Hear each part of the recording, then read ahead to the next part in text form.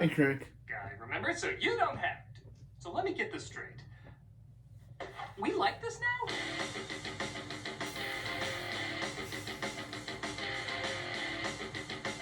Released in 2002, Kom Pow is the brainchild of Steve Odekirk, who I have to admit I have a strange introduction with. As a teen, I watched a strange movie called High Strung where he just rants for an hour and a half and then Jim Carrey as the Grim Reaper kills it because he's sick of his ranting. It was very odd, and I'm not sure if it qualifies as a good movie, but this guy's always stayed with me since then.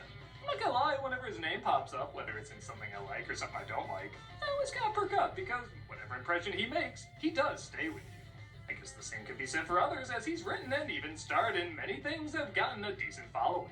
Some very popular, some very niche, and then some like Kom Pow, which is in a category all its own.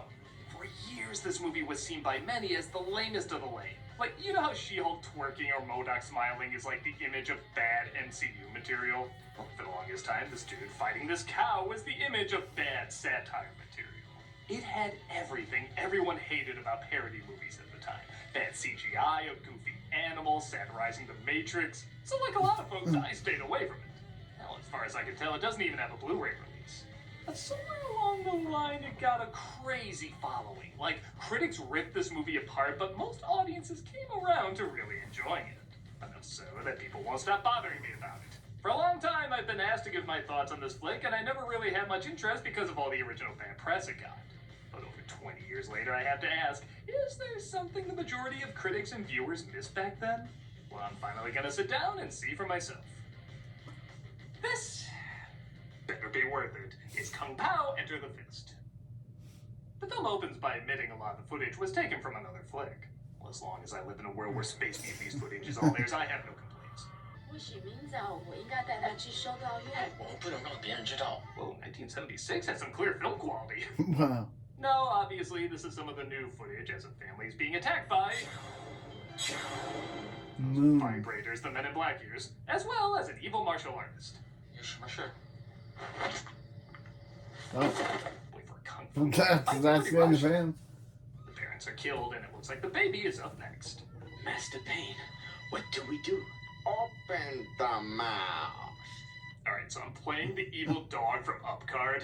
The dialogue doesn't have to be funny as long as the voice makes me laugh, and I know it's childish, but that voice makes me laugh. Alright, if he stays Oh no, in the suit later, no, I'm declaring- CGI baby. The baby puppet is pretty funny to watch, almost making me overlook this. You know that joke is coming, yet it's still disappointing. And they tried burning down the house with the baby inside because he's too powerful. It of course doesn't work as the baby escapes, and in effect so bad they literally play it twice, I think to show off how bad it is. Wow. He discovers him on the side of the road. So cute. Bye-bye.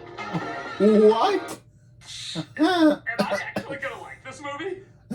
I know it's just the pre-credit sequence, but I don't know, I got some good laughs out of that. The He's like, child had okay, become a see ya. man. 20 years later, as the baby has grown up into the Chosen One, played by Steve Odekirk, traveling from town to town, taking out baddies.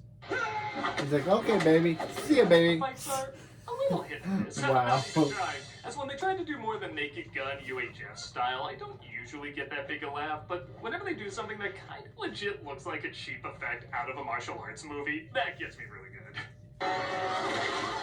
Oh. Wow. But those other jokes can work sometimes too. Also, shit, who would have thought the guy who created Jimmy Neutron would be kind of ripped?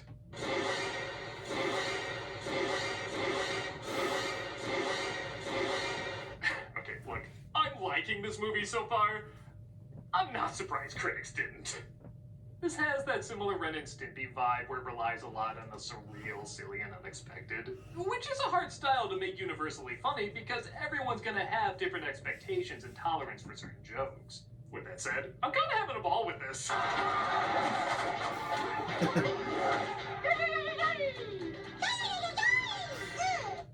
Like, I know that's not universally funny, but that's part of what makes it personally funny. That seems You like know something. there's a smaller group of people that would laugh at something so stupid, yet also That's imagine it. that feels like something You're Annoying chuckling, Orange you would feel more of a copy. connection to it because you know not everyone has the same taste as you. As if it's taking a risk on a joke not as many people would like, but man, the ones that do, they're gonna love the hell out of it and never forget it. There's a ton of jokes in The Simpsons I laugh at and acknowledge are better put together, but I kind of forget them right after I see them. I am never gonna forget this goddamn thing. I need gopher chucks. After using gopher chucks and taking out everybody's eyes, he literally busts a vein, eating too much. And we cut to the footage from the movie mentioned earlier. I guess it's a good sign when I'm thinking to myself, I was actually liking this okay even before the other film footage. This is an old joke, but using it with actual footage from a martial arts film does make it a little funnier. Hey, who's he? What? I don't know. Still better than most ADR in a lot of big budget movies today. Let me cram in a bunch of plot exposition we forgot to put in. 2 scenes earlier, he visits his master, who says he's the chosen one, mainly because he has a face on his tongue, and I don't know, it must mean he's the chosen one. I don't like him very much. I must apologize for Wimplo. He is an idiot. We have purposely trained him wrong, as a joke. Wow. Sometimes the audio matching the video is so poorly done, that's part of what's so funny. Like, all that has to be done here is he has to grunt as he gets out of bed. But we get this.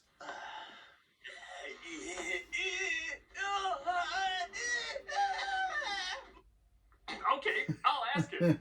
Does this get bad at some point?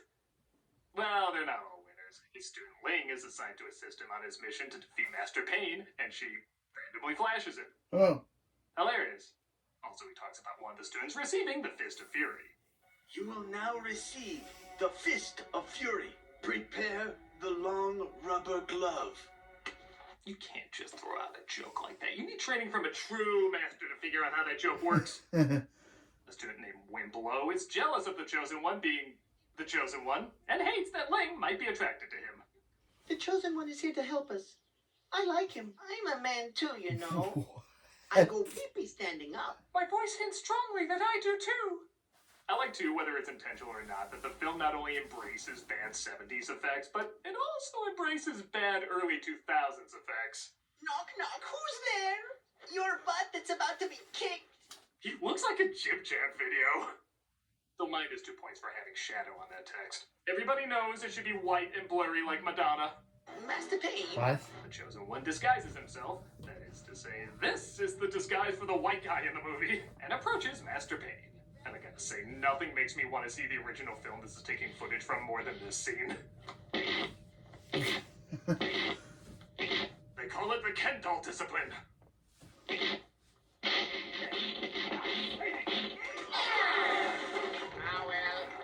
Okay, missed joke opportunity. He should have sounded like... Did you feel funny voice in this movie would be out of place? I love, too, that the young version of Master Pain looks absolutely nothing like the older version of this guy. But if Odenkirk can get by in the James Bond treatment, I think that's part of the joke. Speaking of jokes... What do you get when you cross an owl with a bungee cord? My ass. What? He went there! Chosen One sees if he has the same abilities as Master Pain, which of course doesn't work, and is pretty easy to predict, but I do like this one reaction. Like he was too embarrassed to say it actually hurts, but he did think about it for a second.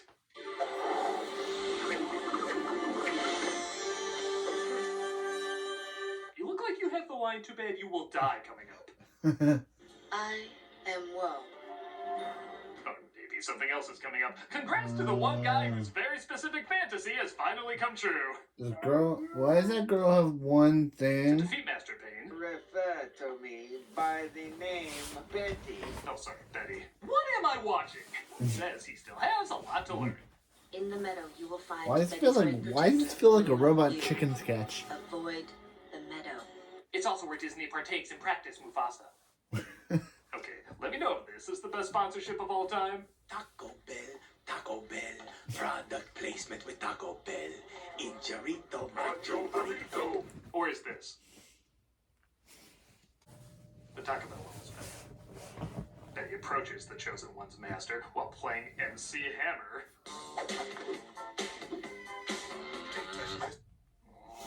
Even by cringe humor that's pretty weak. I love how he has a bar that says he Fight, so stops he Kirk on it. just lets him go. I must fight you when I am stronger. And when our song choices are even more obvious, perhaps Carl Douglas? He finds Betty's protector in the meadow is, of course, the cow, and... Okay, let's see if this is funnier than in the trailer.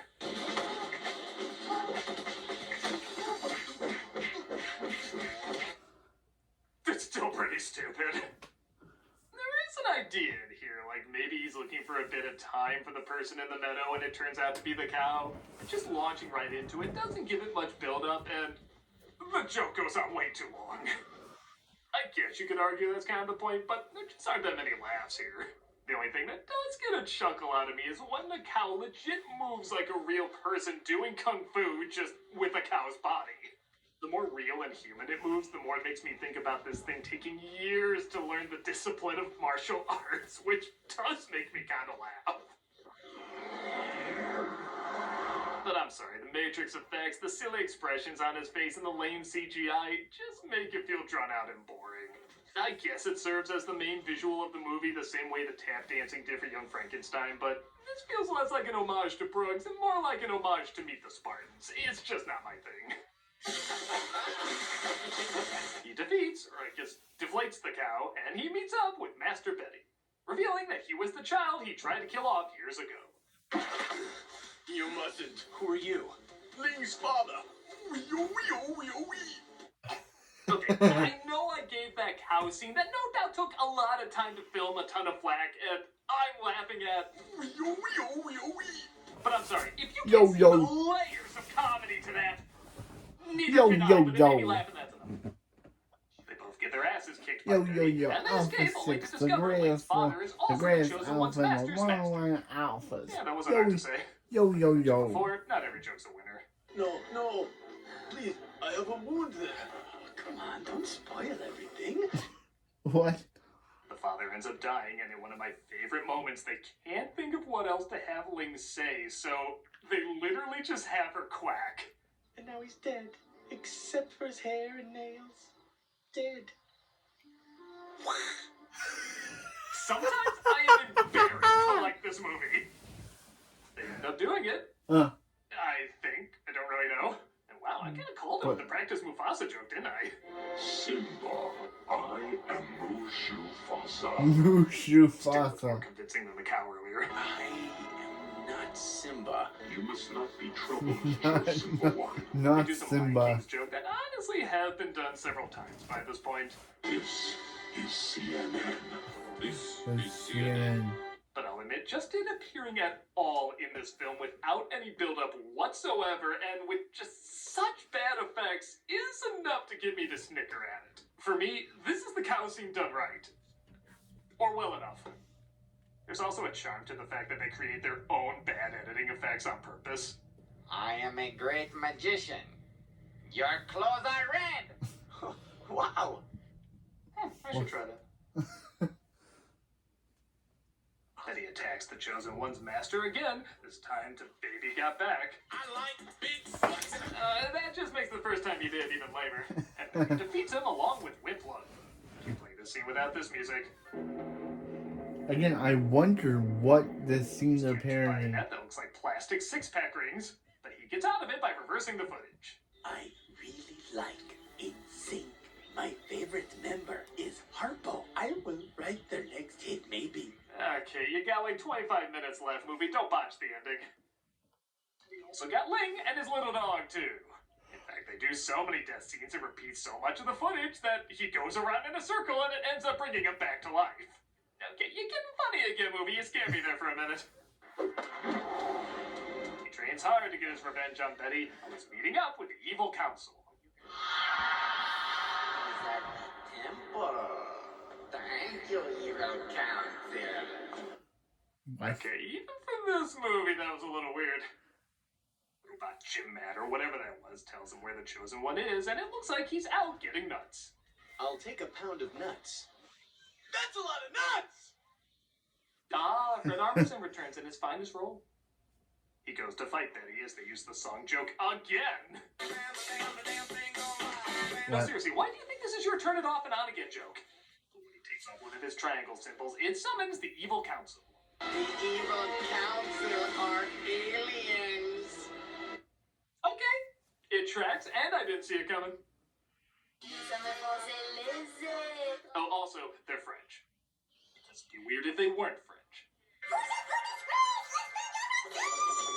He uses his tongue to defeat the aliens, because again, it'd be weird if he didn't do that. And he ends up stopping Betty as well.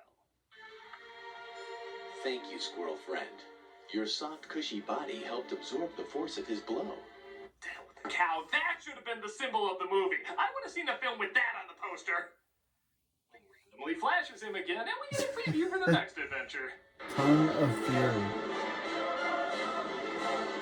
I wonder if that really happened. I wonder if And that was Kom Pow, and Kom Pow 2. I don't know if I hit my head coming in this morning, but I thought this was pretty damn funny. Again, I can't pretend like I don't understand its negative reviews. These jokes are very second grade, and honestly, I think there's maybe a third of them that don't work at all. But that's still 2/3 of the jokes that do work, and not only do they work, but they're really surreal and imaginative, combined with that same type of humor college kids have when they, well, redub a martial arts movie.